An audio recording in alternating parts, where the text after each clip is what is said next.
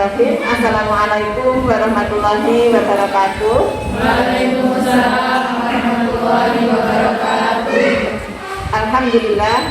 Alhamdulillahilladzi hadana li hadza wa ma kunna linahtadiya laula an hadanallah. Asyhadu an la ilaha illallah wa la syarika lah wa asyhadu anna Muhammadan abduhu wa rasuluh la nabiyya ba'da. Alhamdulillah Ramadan memasuki 10 hari yang kedua. Semangatnya bagaimana Ibu-ibu? Alhamdulillah. Mudah-mudahan kita tidak kendor ya. 10 hari pertama sudah kita lalui, sudah kita lewati. Kita mohon kepada Allah semoga semua amal solih, ibadah-ibadah kita diterima oleh Allah Subhanahu wa taala. Baik Ibu-ibu, untuk hari ini saya ingin menyampaikan materi khusus untuk kaum hawa yang ingin saya ambil, yaitu bagaimana kiat-kiat kita tetap taat beribadah di saat kita sedang datang bulan, sedang haid. Ya, biasanya kan kalau kita itu haid merasa bahwa merdeka, nggak ibadah, puasa nggak boleh, sholat nggak boleh, tilawah nggak boleh, gitu ya, sehingga malah justru menikmati. Sehingga pada saat kita itu haid kita sudah bersih, sudah suci, move on-nya susah gitu. Sehingga kenapa sih ya saya itu kalau setiap habis haid mau ngangkat semangat itu sulit. Itu karena kita menikmati zona nyaman libur ibadah.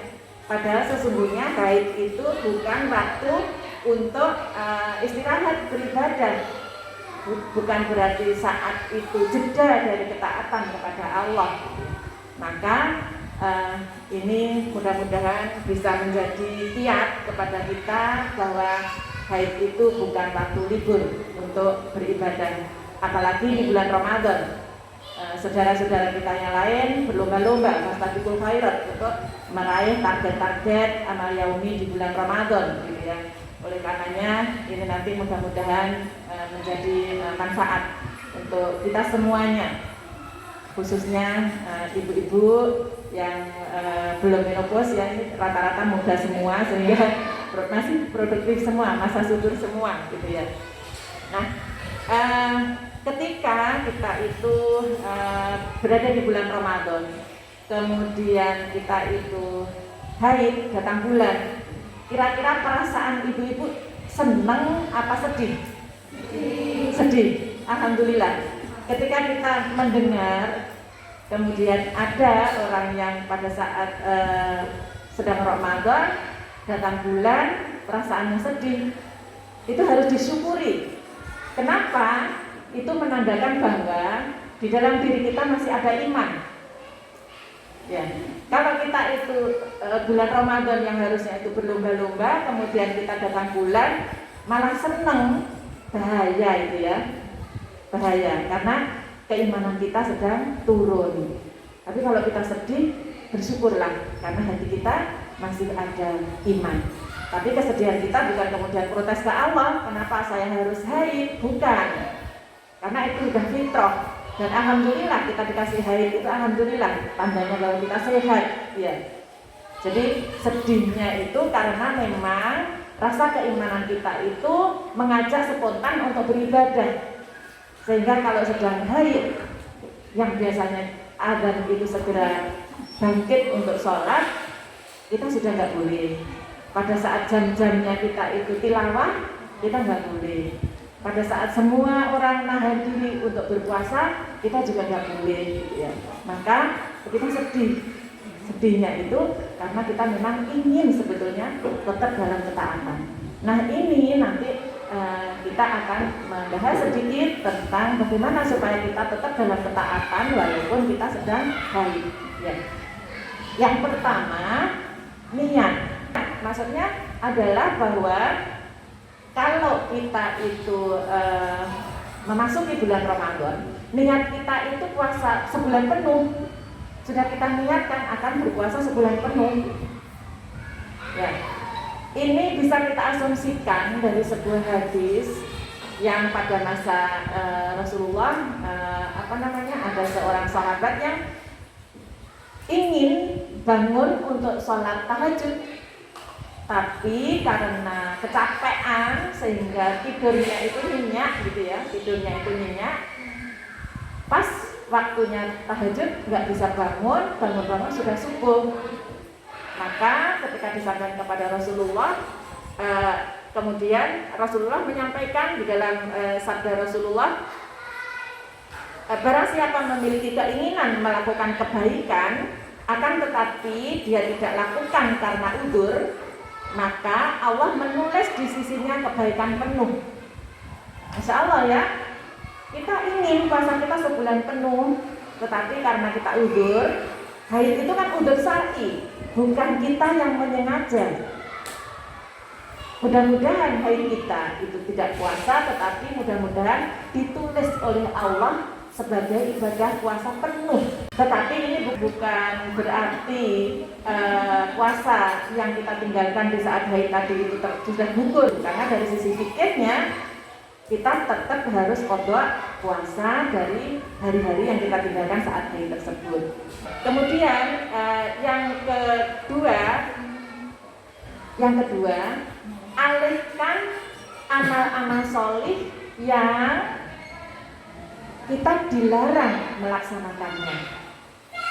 Kita puasa tidak boleh, kita puasa tidak boleh, kita sholat tidak boleh, kita tilawah tidak boleh. Maka kita alihkan ke amal solih yang lain yang mudah-mudahan kita mendapatkan pahala di dalamnya. Misalnya sholat ya, kita jam-jamnya sholat itu sudah pasti. Artinya ketika kita dengar azan zuhur, kita waktunya sholat zuhur. Biasanya ibu-ibu kalau sholat berapa menit? Berapa rata-rata? 5, 10. Ibu-ibu kalau tidak sholat di saat haid, kira-kira waktunya sholat itu digunakan untuk apa? Selama ini kita itu waktunya sholat pada saat haid, kita kan tidak sholat, kita nggak pernah memprogramkan ke hal-hal yang sifatnya itu bernilai ibadah misalnya. Maka kita alihkan. Coba pada saat azan, ibu-ibu tetap nyiapin sajadah di tempat sholat. Pada saat jam ibu sholat, kalau ibu-ibu sholatnya tepat waktu, biasakan juga tetap tepat waktu. Buka sajadah di tempat kita biasa sholat, silakan duduk di situ. Apa yang dikerjakan? Bisa zikir, bisa berdoa, ya, bisa sholawat, bisa dengerin murotal, bisa dengerin tausiah. Pokoknya waktunya sama dengan yang biasanya kita pakai untuk sholat. Kalau biasanya sholat itu 10 menit, duduklah 10 menit itu khusus untuk bernilai zikrullah. Sehingga kita itu meskipun haid, tetap terhubung hati kita dengan Allah di saat-saat yang biasanya kita terhubung dengan Allah. Ya, jadi di waktu sholat jangan kita gunakan untuk yang lain-lain, karena sudah kita jatahkan setiap hari, memang sudah biasa kita jatahkan untuk sholat itu.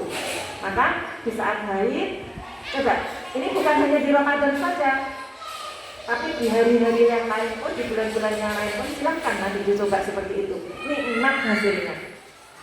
Nanti setelah selesai haid, kita itu mau misalnya dipanggil azan untuk sholat, nggak males lagi, karena sudah terbiasa meskipun sedang haid dengar azan itu ya. Porsi waktu kita memang untuk menghadap Allah. Silakan. Dan zikir dengan duduk diam itu berbeda dengan ketika kita zikir itu dengan berjalan, dengan bekerja, beraktivitas yang lain gitu ya. Jadi silakan duduk diam, zikir. Boleh kemudian istighfar sebanyak-banyaknya, sholawat sebanyak-banyaknya, silakan. Kemudian ibu-ibu biasanya sehari-hari tilawah jam berapa? Setelah apa gitu? Punya jadwal enggak tilawah? Yes. Setelah subuh, setelah maghrib. Pada saat kita haid, coba ibu-ibu cermati ini. Buka aplikasi Al-Quran yang ada terjemahnya di HP. Coba begini caranya. Ambil aja setengah juz atau 1 juz sehari misalnya. Kalau ibu-ibu 1 hari 1 juz di hari-hari biasa, bukan di Ramadan, itu juga samakan target kita di waktu tersebut, jangan berpindah waktunya. Kalau habis subuh sama habis maghrib, tetap kerjakan di jam tersebut. Ya, kalau misalnya jatah kita kalau yang 1 juz itu dibagi 2, setengah juz habis subuh, setengah juz habis maghrib misalnya. Pada saat jam tersebut, habis subuh tersebut, ketika kita haid, kita duduk sebagaimana kita juga tilawah pada hari kita mbak haid tadi. Bagaimana caranya? Murotalnya disetel, murotalnya diperdengarkan di telinga. Mata kita membaca terjemahnya. Terjemah itu kan nanti mengikuti jalannya ya, ayatnya berpindah, nanti itu turun, itu berpindah seperti itu. Kita jatahkan juga 1 kali duduk itu setengah juz yang kita dengarkan dan yang kita baca terjemahnya. Insya Allah ketika kita biasakan seperti itu, kita akan khatam baca terjemah. Nanti setelah maghrib juga seperti itu, sehingga jatah kita meskipun kita sedang haid, kita tetap bisa mencapai 1 juz. Itu untuk tilawah, durasi waktunya, kemudian jam tilawahnya itu tetap sebagaimana kita biasa hari-hari biasa tilawah gitu ya.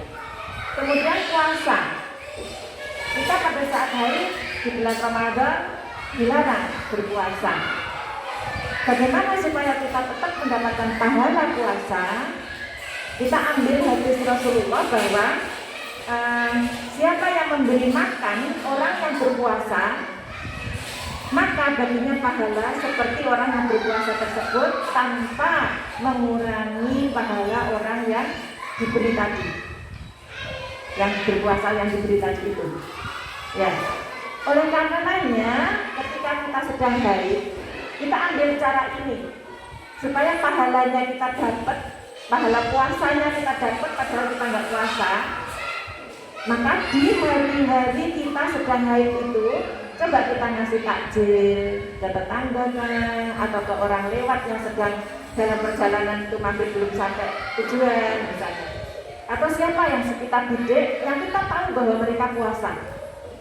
Kenapa kita pilih yang puasa? Karena kita membidiknya hadis ini tadi bahwa barang siapa yang memberi makan orang yang berpuasa mendapatkan pahala sebagaimana pahala orang yang berpuasa tadi tanpa mengurangi pahala mereka.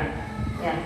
Ini kiat-kiat seperti ini cara mengalihkan amal-amal yang kita dilarang mengerjakan saat kita haid supaya kita tetap mendapatkan pahala amal soleh tersebut.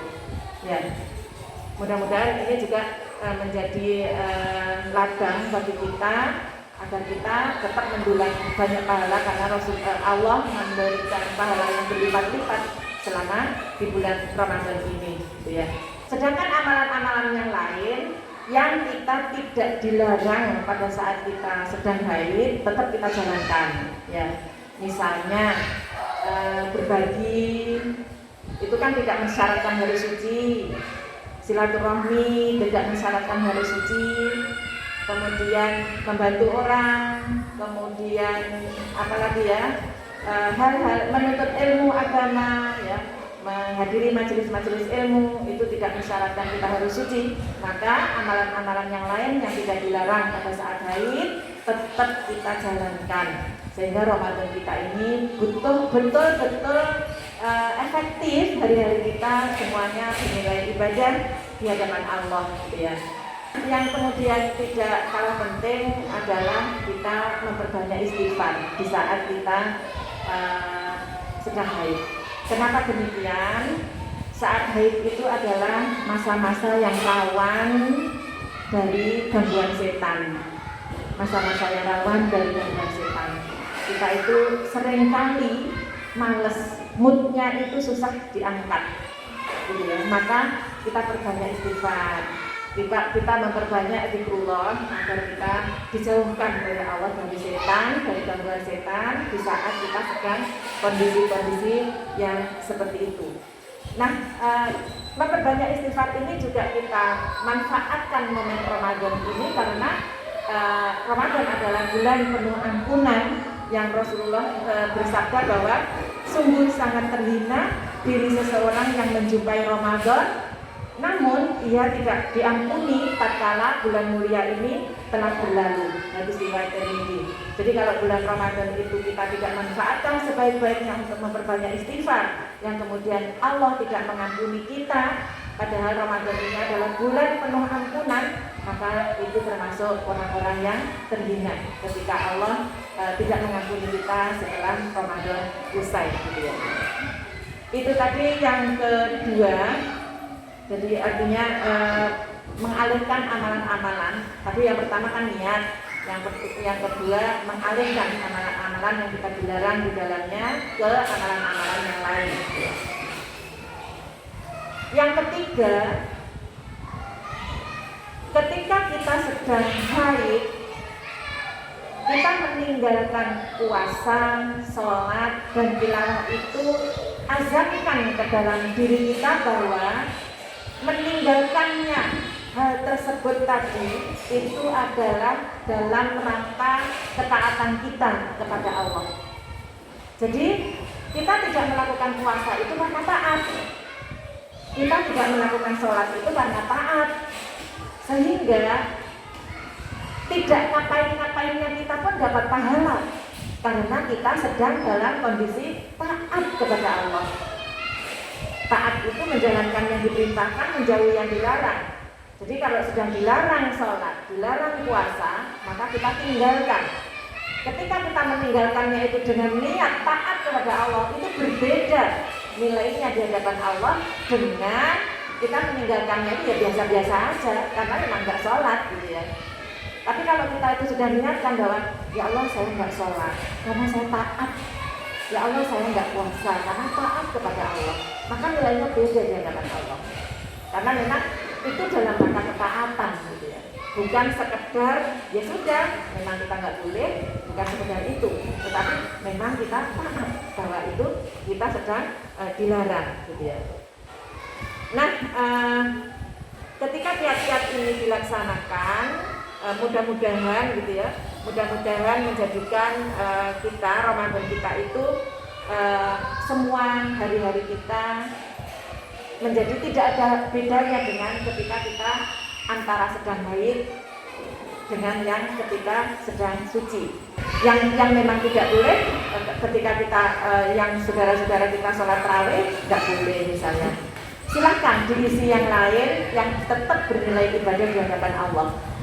Demikian ibu-ibu, mudah-mudahan kiat singkat ini bisa bermanfaat dan menjadi solusi bagi yang kita kadang-kadang galau. Kalau haid itu ngapain gitu ya, yang lain asik beribadah, sementara saya kok nggak punya kegiatan apa-apa gitu ya. Mudah-mudahan ini memberi makna pada kehidupan kita, utamanya di bulan Ramadan. Assalamualaikum warahmatullahi wabarakatuh.